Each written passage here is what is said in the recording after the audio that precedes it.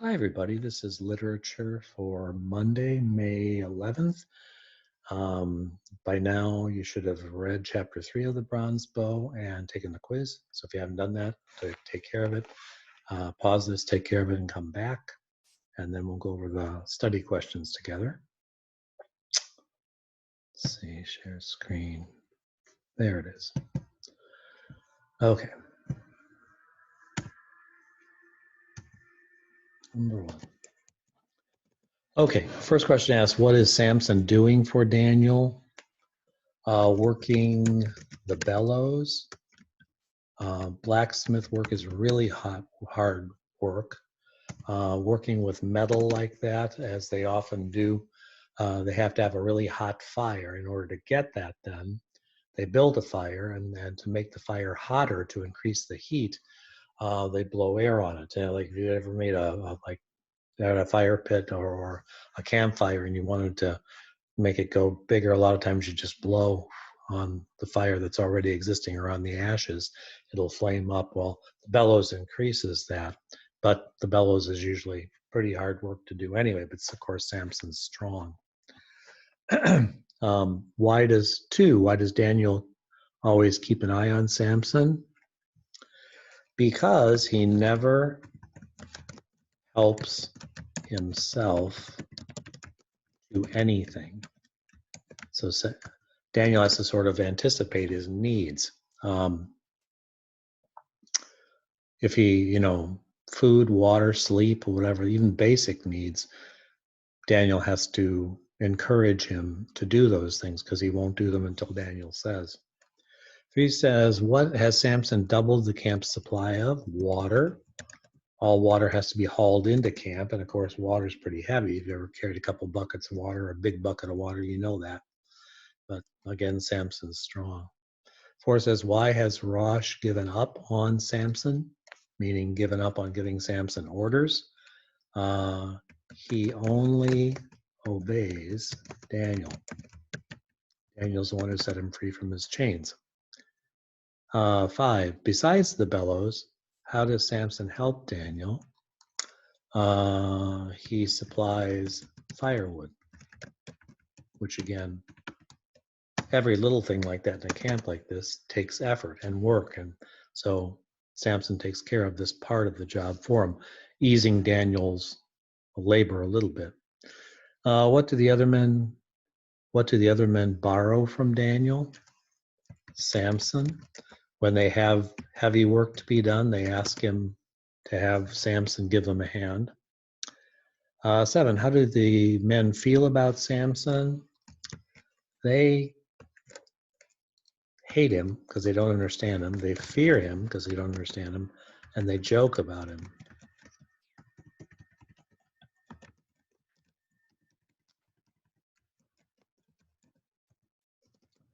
What's the purpose of the test the men devise? They're still not sure, since he never speaks. They're still not sure. They want to see if Samson is deaf. He's unable to hear, and that's the reason why he doesn't speak. He may not know the language. 9 says, how does Daniel feel about Samson himself? A lot of it's resentment, because it's a lot of extra hassle for him to take care of Samson. But then again, Samson does a lot of the work too. But Daniel also has a grudging liking for Samson. He maybe even hate to admit it to himself, but he likes Samson. 10 says, what does Rosh do with all visitors? Anybody coming into the camp has to be tied and blindfolded, because, they could turn them into the authorities to the Romans. 11, how is this visitor acting? Easy and confident. Being tied and blindfolded a lot of times would maybe make a person wary and cautious and scared, but not this visitor. Who is the visitor? Simon. Simon was the other apprentice when Daniel was apprenticed and ran away. How did Simon hope to find Daniel? With the help of the guards. Now, if you remember in the previous chapters, I think Daniel had asked Joel to say hi to Simon for him if he saw him. And that's probably, since Simon now knows where Daniel is, he's come up and he figured he'd get to a certain point and then Rosh's guards would capture him and bring him in to the camp. What is Simon impressed with? The forge Daniel has built. Without a lot of the tools that a real blacksmith would have, Daniel's had to do this on his own. He sort of had to, make do with what he has. And so Simon's impressed. Daniel learned a lot about blacksmithing before he ran away. What does Daniel make in his forge? Daggers, swords, and things from rocks that can be used as weapons too. What is Simon's nickname? His nickname is the Zealot. So you might recognize this from reading it in the Bible because one of Jesus's disciples was known as Simon the Zealot. A zealot is somebody who is fervently, excitedly, like throws himself wholeheartedly into something, as in with Simon. Later on, we find in this book too, he follows Jesus that way. He is just, into following Jesus to the maximum amount. Why doesn't Simon join Rosh? Simon says they don't see eye to eye about the Romans, about serving God and that type of thing. Why can Daniel now return to the village? It's one of the reasons why Simon has come, because Amalek, who Daniel was apprenticed to and ran away from, has passed away. So Daniel is no longer, a runaway. He's free. What about Daniel's 4-year bond? Simon says, no, he had agreed to work for Amalek for 4 years. No one will hold him to it, meaning hold Daniel to that bargain or to that agreement he made. Why is Daniel reluctant to go back? A certain part of him doesn't want to see his grandma, sister. He knows he left them in a sad situation, and he's scared to see what's become of them. What does Simon suggest? That Daniel just come for a day or two. Hold on a second.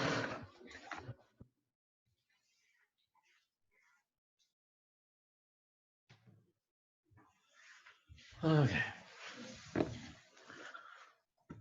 22. What about Simon does Rosh admire? His confidence. He doesn't seem afraid in this situation. What problem arises? As Daniel starts to leave, Samson starts to follow. And remember, they captured Samson. He was property, and he was headed for the Roman galleys, and so he can't go back into town. Whose care does Daniel leave Samson in? The one person among the thieves that Daniel probably trusts the most is Joktan. So Joktan's going to be in charge of Samson while Daniel's gone. 25 says, what does Daniel finally have to do to get Samson to stop following him? He orders him to stay. Why does Simon disagree? Oh, wait a minute. I skipped one. Oh, no, I didn't. Why does Simon say he disagrees with Rosh? Oops, I left out a letter in that previous one. Just noticed him. Simon says, it's kind of funny. He likes to earn his food. From Simon's view, Rosh and his band eat by stealing from others. How does Daniel respond? Rosh earns it as a warrior. He defends Rosh's actions. Why do they have to bathe in the stream? Meaning, why do Simon and Daniel have to bathe in the stream, or why does Simon encourage Daniel to bathe in the stream?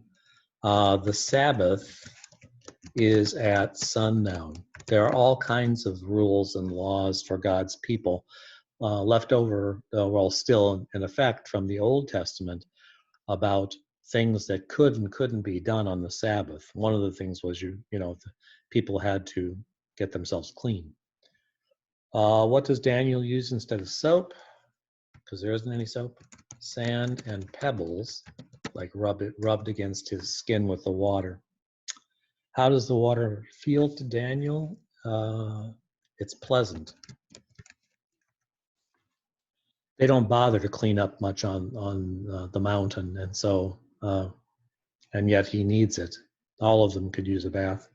What sound do they hear as they enter the village? A ram's horn. You probably heard before the name for that is a shofar. We've mentioned that Pastor Copen has one. Maybe he's shown it to your class.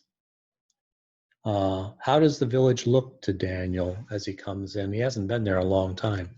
Looks smaller and dirtier.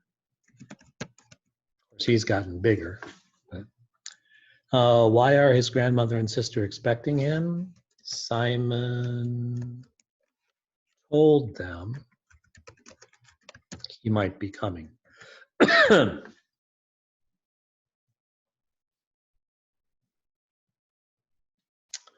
What does Daniel feel at the door? Kind of a panic. He's scared of being back. 35. What does Daniel touch in the door frame? There's something called a mezuzah, which is in a niche. Oops, I spelled it wrong. In niche in door frame.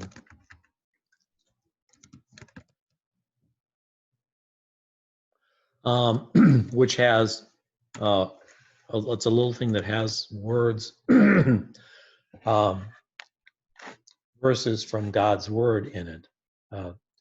Remember, there's this passage in the Old Testament where it says, where God tells his people that they should surround themselves with God's word, that they should, have it in places in their homes and put it, and even wear it, like on headbands and little scrolls, headbands, and on their wrists. They should surround themselves with God's word. Maybe door frames 2 words. Okay. What is this? Okay, it contains what's called the Shema, which we've said in religion lessons in the past is of the verse that starts with the Lord our God is one, and goes on from there, meaning there's one true God. What is Leah doing? She's working, that's his sister, by the way, working at a loom, weaving cloth.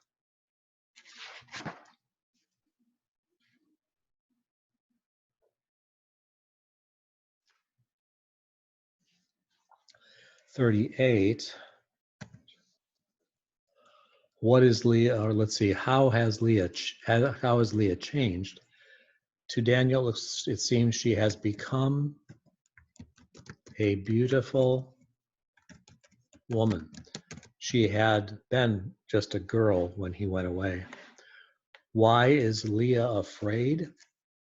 She doesn't remember Daniel. How old is Leah at this point? She's 15. What hasn't changed about Leah? Her fear.